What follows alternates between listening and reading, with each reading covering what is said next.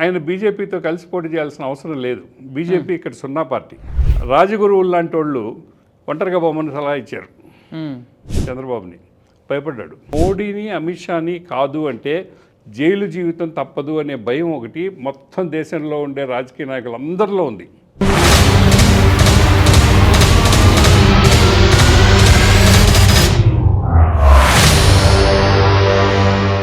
నమస్తే డోలేంద్ర ప్రసాద్ గారు. నమస్కారం. వెల్కమ్ బ్యాక్ టు వాస్తవ వేదిక. ప్రాంతీయ పార్టీల పరిస్థితి, ఫ్యూచర్లో భారతదేశంలో ప్రాంతీయ పార్టీలు ఉంటాయా ఉండవా? అసలు ఇప్పుడు చాలా వింతగా ఉంది ఏంటంటే జనసేన పార్టీ ఆంధ్ర రాష్ట్రంలో ఉన్నటువంటి ఒక ప్రాంతీయ పార్టీ హస్తినాపురానికి వెళ్ళి అక్కడ ఒక మీటింగ్ పెట్టుకోవాల్సిన అవసరం వచ్చింది. అంటే ఇది కేంద్ర ప్రభుత్వంలో ఉన్నటువంటి పెద్దలము చెప్తే పెట్టారా ఏంటిది? దీని వెనుక ఉన్న కారణాలు? ఈ భారతదేశంలో ఈరోజు ఒకే ఒక జాతీయ పార్టీ ఉంది, బీజేపీ. కాంగ్రెస్ కూడా ఫర్ ఆల్ ప్రాక్టికల్ పర్పస్ ప్రాంతీయ పార్టీ అయిపోయింది. అలా చేశారా? 3-4 రాష్ట్రాల్లో తప్ప వాళ్ళు లేరు. ఒకప్పుడు ఉత్తరప్రదేశ్ మొత్తం వాళ్ళది, బీహార్ మొత్తం వాళ్ళది. ఈరోజు ఉత్తరప్రదేశ్, బీహార్లో 5% ఓట్లు రావడంలా, బెంగాల్లో 5% ఓట్లు రావడంలా. సో అందుకని అది కూడా ఒక ప్రాంతీయ పార్టీ లాగా మారిపోయింది. బీజేపీ అనేది ప్రాంతీయ పార్టీలని బతకనిచ్చే ఉద్దేశంతో ఎప్పుడూ ఉండదు. బీజేపీ వాళ్ళ మూల సిద్ధాంతం ప్రకారంగా వాళ్ళకి దేశభక్తి ఉండదు, పేట్రియాటిజం ఉండదు, వాళ్ళకి జాతీయవాదం ఉంటుంది. అఖండ భారత్ కావాలి వాళ్ళకి.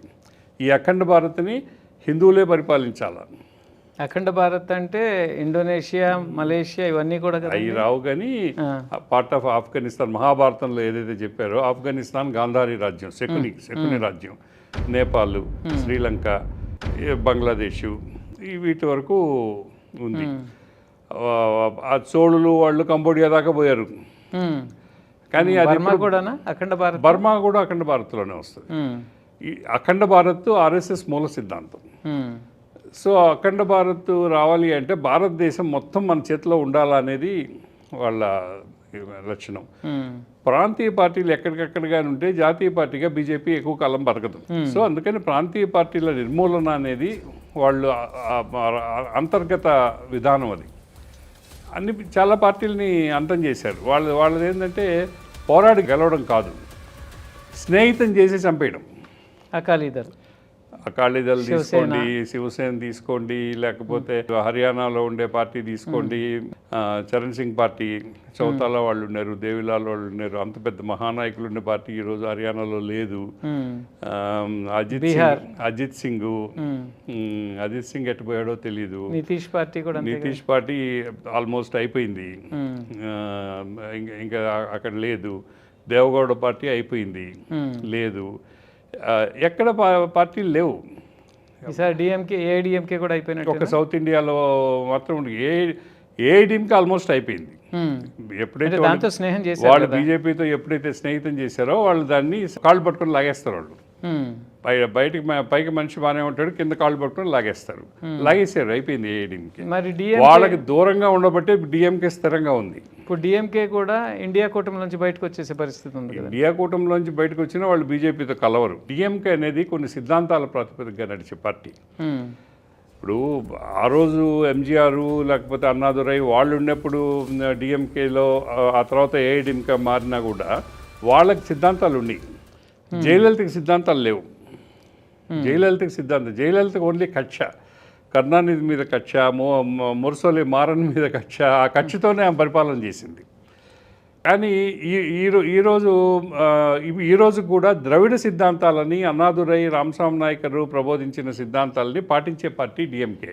ఆ కార్యకర్తలు కానీ ఆ నాయకులు కానీ వాళ్ళు ఇప్పటికీ కూడా దాన్ని మన భగవద్గీత చూసినట్టుగా చూస్తారు, పెరియార్ రామస్వామి ప్రవచనాలని. సో అందువల్ల డిఎంకేని వీళ్ళు అంత సులభంగా దాన్ని దెబ్బతీయలేరు. ఓకే. బీజేపీ ఇక్కడ తెలుగుదేశం కూడా అంతే స్ట్రాంగ్గా ఉంది. తెలుగుదేశానికి ఉండేంతమంది కార్యకర్తలు బలం, సభ్యత్వ బలం జాతీయ పార్టీలకు కూడా లేదు. అంత ప్లస్ తెలుగుదేశానికి ఎన్టీ రామారావు స్ఫూర్తి ఉంది. ఆ ఎన్టీ రామారావు ప్రవచించిన కొన్ని ఆశయాలు, కొన్ని ఆదర్శాలు ఈరోజు కూడా నమ్మేవాళ్ళు ఉన్నారు పార్టీలో. మూడో తరం వచ్చేసినా కూడా, మూడో తరం పద్ధతులు మార్చుకున్నా కూడా ఈ రోజు కూడా తెలుగుదేశంలో చాలామంది ఉన్నారు. వాళ్ళు తెలుగుదేశాన్ని వదిలిపెట్టరు. కానీ ఇప్పుడు సమస్య ఏమవుతుందంటే చంద్రబాబు పోయి ఆ సింహం నోట్లో తలపెడుతున్నాడు. తప్పలేదు కదండి. అది తప్పలేదు అనేది ఎవరు చెప్తారు? ఇప్పుడు 2024లో ఆయన బీజేపీతో కలిసి పోటీ చేయాల్సిన అవసరం లేదు. బీజేపీ ఇక్కడ 0 పార్టీ, దానికి ఏమి లేదు. ఆయనకి ఎంతో ముఖ్యులైన రాజగురువులు లాంటి వాళ్ళు ఒంటరిగా బొమ్మను సలహా ఇచ్చారు చంద్రబాబుని. భయపడ్డాడు. ఎన్ని సర్వేలు ఎన్ని ఇచ్చినా కూడా ఆయన భయపడిపోయి బీజేపీని తీసుకున్నాడు. ఏమంటే మోడీని అమిత్ షాని కాదు అంటే జైలు జీవితం తప్పదు అనే భయం ఒకటి మొత్తం దేశంలో ఉండే రాజకీయ నాయకులందరిలో ఉంది. అంటే అప్పుడు ఆయన జైలు జీవితం వెనుక అటువంటిది ఏమి లేదంటారు పాత్ర? మోడీది ఉందని మనది. మోడీ ఆ విషయంలో ఆయన డైరెక్ట్గా అది జగన్ రాజ్యం, అది నిర్బంధ రాజ్యం అది. అలా కాదు.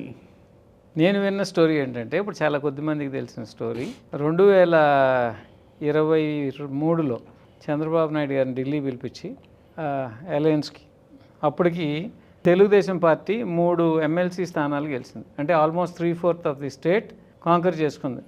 ఏది అది గ్రాడ్యుయేట్ ఎమ్మెల్సీ స్థానం. అది మీ అన్నట్టు జెన్జీ ఎలక్షన్. గెలిచేసరికి అప్పటి వరకు జగన్ అంటే అనుకూలంగా ఉండి జగన్తో కలిసి వెళదామా అని ఆలోచన చేసిన బీజేపీ చంద్రబాబు నాయుడుని పిలిపించి ఆయనతో నెగోషియేట్ చేసింది.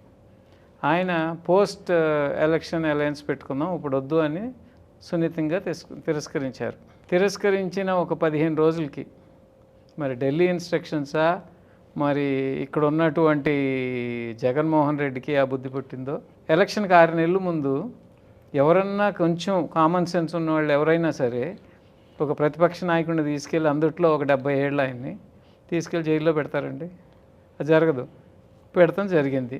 పైనుంచి ఇన్స్ట్రక్షన్స్ వచ్చినాయి, ఏదో 4 కాగితాలు పోగేశారు, ఒక కేసు క్రియేట్ చేశారు, ఆయన జైల్లో వేశారు. ఒక 50 రోజులు లోపల పెట్టారు.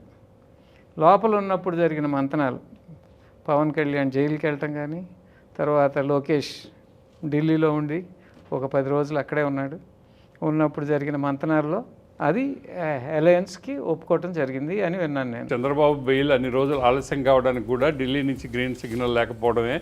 లాస్ట్లో ఢిల్లీ పెద్దల నుంచి ఓకే పంపించేయండి బయటికి అన్న తర్వాతనే సుప్రీంకోర్టు బెయిల్ ఇచ్చిందనేది ప్రజల్లో ఉండే చర్చ. అది వాస్తవమా, దానికి ఆధారం ఉందా లేదనేది కాదు. కానీ మోడీ అమిత్ షా రాజకీయ వ్యూహాలు అట్నే ఉంటాయి. వాళ్ళు ఏది చెప్తే అది జరుగుతుంది ఈ దేశంలో. అది సుప్రీంకోర్టు అయినా ఇంకోటి రాజనీతి అమలు చేస్తున్నారు. అది రాక్షస మంత్రి రాజనీతి. చాణక్య టైంలో రాక్షస మంత్రి అని ఇంకో మంత్రి ఉండేవాడు. ఆ రాక్షస మంత్రి రాజనీతి అది. చాణక్యుడు ఎప్పుడు ఇంత అప్రజాస్వామికంగా వ్యూహాలు రచించలే. సో అది మోడీ అమిత్ షా వాళ్ళ గొప్పతనం అది. దాన్ని వాళ్ళు నడిపించుకుంటున్నారు 12 సంవత్సరాలుగా. వాళ్ళు రాజకీయ ఎత్తుగడలో చతురత. ఇప్పుడు మీరు ఎంత ప్రజాస్వామ్యం కాదన్నా సరే అల్టిమేట్గా గెలిపే కదా. భారతదేశంలో ప్రతి రాజకీయ నాయకుడు, అది ఏ పార్టీ అన్నా కానీ, కాంగ్రెస్, తెలుగుదేశం, అకాలీదళ్, మమతా బెనర్జీ, మాయావతి, ములాయం సింగ్ యాదవ్, లేకపోతే లల్లు ప్రసాద్, ఎవడైనా సరే వీళ్ళిద్దరినీ కాదు అంటే మనం జైలుకి పోవాలి అనే భయాన్ని సృష్టించడంలో వాళ్ళు బ్రహ్మాండంగా సక్సెస్ అయ్యారు. Thank you.